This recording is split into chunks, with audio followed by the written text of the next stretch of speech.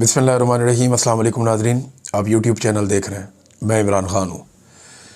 नाज़रीन, अरशद भाई की वालदा का इंतकाल हो गया और ये अनएक्सपेक्टेड सी ख़बर थी, बड़ी तकलीफ़ दह ख़बर थी और ये नहीं, इसमें बोलने के लिए अल्फाज ही नहीं है मेरे पास। मुझे याद आ रहा है कि जब मेरी उनसे पहली दफ़ा बात हुई शहीद अरशद शरीफ के इंतकाल वाली रात को, अभी मैं वो रिकॉर्ड देख रहा था अपने मोबाइल में, तो 7 मिनट और लगभग 42 सेकंड की वो कॉल थी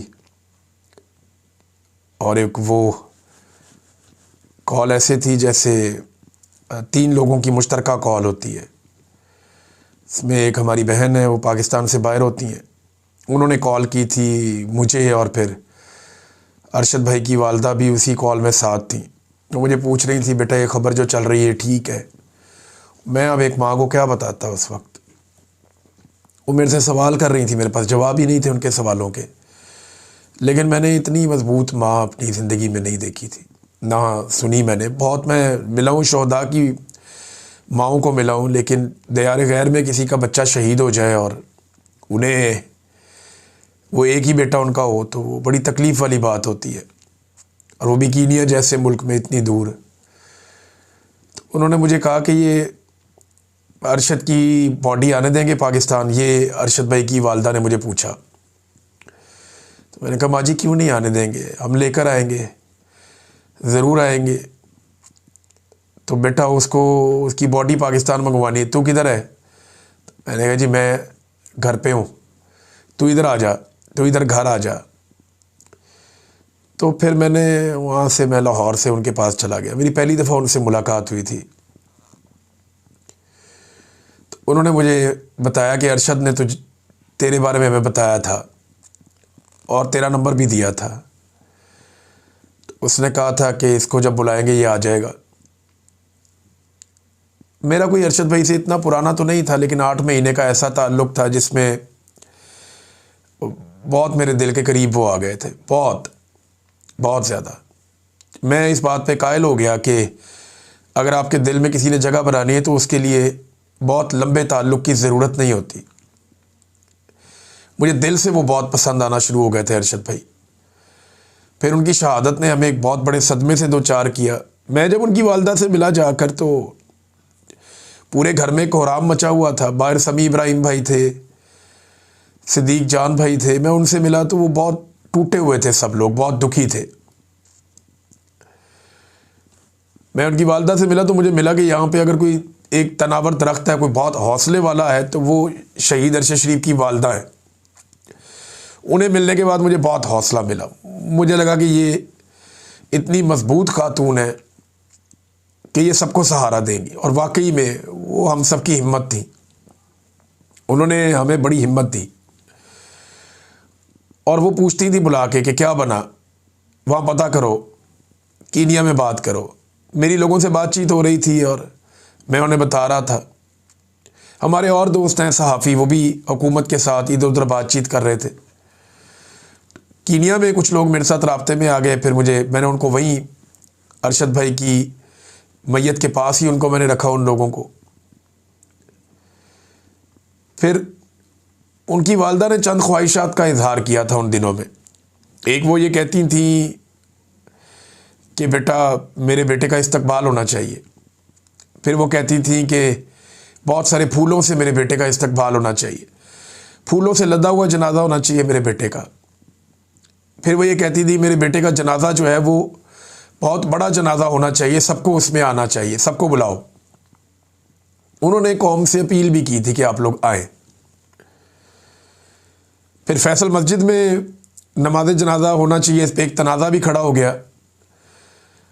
तो मैं उन लोगों में से था जो कह रहे थे कि नहीं, फैसल मस्जिद में ही जनाजा होना चाहिए। मैंने जाके माँ जी को ये बात की और लोगों ने भी की, तो उन्होंने ये फ़ैसला किया कि फ़ैसल मस्जिद में ही। और मुझे उन्होंने पूछा था कि इतने लोग आ जाएंगे? मैंने कहा, माँ जी बहुत लोग आएंगे, बहुत लोग आएंगे। वो अपने बेटे की शान के साथ रुखसती चाहती थी। उनका दुख उनके चेहरे पे नज़र आता था, उनकी आंखों में नज़र आता था, लेकिन वो जितनी बाहिम्मत खातून थी वो हम सबको हिम्मत दे रही थी। 2-3 मौक़ों पे उन्होंने वहाँ मौजूद लोगों को डांटा भी। उन्होंने कहा जो भी आना चाहता है अरशद के लिए फातह ख्वानी करने के लिए, तो घर के दरवाजे सबके लिए खुले हैं। उन्होंने कहा कोई भी आना चाहे तो वो आ सकता है। कई लोग डर रहे थे कि वहाँ लोग हमें मारेंगे या हमारे ऊपर अटैक करेंगे, ऐसे लोग जो रिजीम चेंज का हिस्सा थे। लेकिन अरशद भाई की वालदा का हुक्म था, जो भी आता था उनको हम लेकर अंदर जाते थे। मैं खुद 2-3 लोगों को तो मैं दूर से लेकर अंदर गया, उन्होंने जाके अफसोस किया और वो चले गए। और हम सबकी हिम्मत थी। उन दिनों में हम सारे टूटे हुए थे, बहुत तकलीफ़ में थे, रंजीदा थे, लेकिन अरशद भाई की वालदा ने बड़ा हौसला दिया हम सारों को। पाकिस्तानियों ने उनकी सारी ख्वाहिशें पूरी की। मेरे बेटे का इस्तकबाल करो, पाकिस्तानियों ने शानदार इस्तकबाल किया। मेरे बेटे को जो है उसकी तदफीन, उसका जनाजा ऐसे होना चाहिए, वैसे ही हुआ। उन्होंने फूलों का लफ्ज़ बोला, उनकी गली में कोई जगह नहीं थी पाँव रखने की जहाँ पे फूल ना हो, हर तरफ फूल ही फूल थे। आज भी शहीद अरशद शरीफ की कब्र पे फूल पुराने नहीं होते, बहुत बड़ी तादाद में लोग जाते हैं, जाके वहाँ फूल रख कर आते हैं। कई लोगों को मैं जानता हूँ, हर हफ्ते जाते हैं, वो वहाँ से वीडियो बनाकर भेजते हैं, तस्वीर बनाकर भेजते हैं, फातह ख्वानी करते हैं वहाँ पे जाके। तो माँ जी ने मुझे एक दिन, मुझे याद है, अपने गले लगाया और मुझे कहा तू मेरा बहादुर बेटा है। वो बड़ा हौसला देने वाली खातून थी, बहुत बहुत ज़्यादा। मेरे पास अल्फाज ही नहीं है, मैं उनको इंसाफ नहीं मिला। यानी जो उन्होंने पाकिस्तानियों से मांगा, पाकिस्तानियों ने उन्हें दिया। उनके शहीद बेटे की पाकिस्तानियों ने कदर की, जो उन्होंने मांगा पाकिस्तानियों ने दिया। और पाकिस्तानियों ने कहा कि माँ जी जो आप हुक्म करें, लेकिन इंसाफ नहीं मिला। 3 चीफ जस्टिस चले गए, इंसाफ नहीं मिला। और जिनके उन्होंने एफआईआर में नाम दिए, उन्होंने एफआईआर भी नहीं होने दी। आईएसआई के अफसरान, वो व्हील चेयर के ऊपर बैठ के अदालतों में जाती रही, इस उम्र में अस्पताल में दाखिल रही, बीमार रही। एक माँ कितनी कोशिश कर सकती थी? 3 साल और 3 दिन, 3 साल 3 दिन उस माँ ने कोशिश की इंसाफ के लिए। लेकिन जिनकी मुद्दत ही 3 साल की है, उन्होंने इंसाफ ही नहीं लेने दिया। बड़ी नाइंसाफ़ी की है। एक बेटा पहले शहीद हो गया, शौहर शहीद हो गया। एक बेटा बाकी था, वो कीनिया में दयारे गैर में शहीद हो गया। बड़ा बोझ था उस माँ के ऊपर, तकालीफ का। लेकिन अब सारा बोझ उतर गया, अब सुकून है।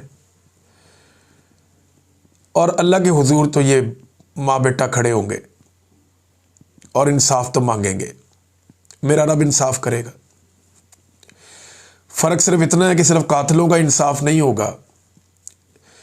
जिन्होंने अरशद शरीफ को कत्ल किया, उसकी ज़िंदगी को अजीरन कर दिया, उसकी माँ को तकलीफ़ दी, सिर्फ उनका इंसाफ नहीं होगा। इंसाफ उनका भी होगा जिन्होंने इंसाफ के रास्ते में रोड़े अटकाए। मेरे उन सहाफ़ी लोगों का भी इंसाफ होगा जिन्होंने अरशद भाई की मौत को कई दफ़ा कोई और रंग देने की कोशिश की। उन सहूलतकारों का भी इंसाफ होगा जिन्होंने एफआईआर नहीं होने दी। उनका भी इंसाफ होगा जो मुनसफ़ की कुर्सी पे बैठे रहे और उन्होंने इंसाफ नहीं दिया। हमने हज़ारों खतूत लिखे चीफ जस्टिस को, सुप्रीम कोर्ट का डाक का सिस्टम ही चौक कर दिया। तो सिर्फ एक 100 मोटो नोटिस हुआ और एक तरमीम से उन्होंने वो भी इख्तियार ख़त्म कर दिया। आज अरशद शरीफ का केस किसी भी अदालत में नहीं है। हमारे लिए एक तकलीफ़ का दिन है, अज़ियत का दिन है। लेकिन कातिल जितना मर्ज़ी तेज़ होना, वो फंसेगा एक दिन। मैंने एक दिन कहा था कि कातिल ने किस सफाई से धोई है आस्तीन, उसको ख़बर नहीं कि लहू बोलता भी है। सभी जानते हैं किसने कत्ल किया, सभी जानते हैं, लोगों को पता है, लेकिन इंसाफ हो नहीं रहा, ये भी लोग जानते हैं।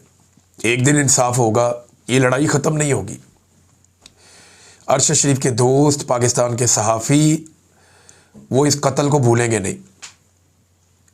एक दिन ये सारे किरदार कटहरे के अंदर आएंगे जिन्होंने जुल्म किया, जो इस कत्ल के सहूलतकार बने, जो कातिल है, वो सारे कटहरे में आएंगे एक दिन, और इंसाफ ज़रूर होगा। आज हम दुखी हैं, तकलीफ़ में हैं। वक्त एक बहुत बड़ा मरम होता है। अल्लाह ताला हमें हौसला देगा, हिम्मत देगा, हम ये लड़ाई फिर लड़ते रहेंगे, ये जारी रहेगी, ख़त्म नहीं होगी। अरशद शरीफ ने जो झंडा उठाया था वो उठा के लोग लड़ते रहेंगे। रिजीम चेंज ऑपरेशन के बाद से अब तक जो तबाही पाकिस्तान में फैली है उसकी एक वाज़ेह मिसाल ये ख़ानदान भी है। क्या नहीं हुआ इनके साथ।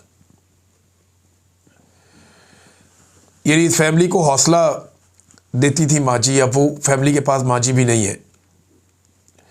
लेकिन रब तो है, मेरा रब सबसे बड़ा, सबसे ताकतवर है, सबको हिम्मत और हौसला देने वाला वही है। अज़ियत का टाइम है, मुश्किल का टाइम है। रात 9 बजे नमाज जनाजा है माजी की। आप सबसे दरख्वास्त है कि आप जनाजे में शिरकत करें। मुझे एक बड़ी तकलीफ़ ये रहेगी कि मैं दुख की इस घड़ी में वहाँ नहीं हूँ, और ये बात हम याद रखेंगे, इस अज़ियत को भी हम याद रखेंगे। लड़ाई तो ख़त्म नहीं होगी क्योंकि ये चलती रहती है। हक़ का जो झंडा है कोई ना कोई उठा कर रखता है, और ये मामला ख़त्म नहीं होगा। यहाँ पे ये भी चलेगा, ये यहाँ भी चलेगा, अगले जहान में भी चलेगा। आपको जवाब देना पड़ेगा। सारे आएंगे कटहरे में, सबको जवाब देना पड़ेगा। मुझे बहुत सारी चीज़ें मेरे दिमाग में हैं, मैं अभी भी महसूस कर सकता हूँ। जब वो उन्होंने मुझे पकड़ के अपने गले लगाया, 2-3 दफ़ा ऐसा हुआ, तो मैं महसूस कर सकता हूँ माजी को। बड़ा अल्लाह ताला उनके दर्जात बुलंद करे, अल्लाह ताला उनकी फ़ैमिली को सब्र अता फ़रमाए, हिम्मत अता फ़रमाए, और अल्लाह रब्बुल इज़्ज़त उन्हें इंसाफ फ़राहम करे, इस दुनिया में भी और अगली दुनिया में भी। आमीन। बस आज इतनी बात करूँगा मैं, बाकी बातें फिर बाद में अगले वीलॉग में करूँगा। आप सबसे दरख्वास्त है कि माजी के लिए दुआ करें, कुरान ख़वानी करें, उनके दर्जात की बुलंदी के लिए दुआ करें, और इंशाअल्लाह उनके बेटे को इंसाफ मिलेगा। अपना ख्याल रखिएगा। अल्लाह हाफ़िज़।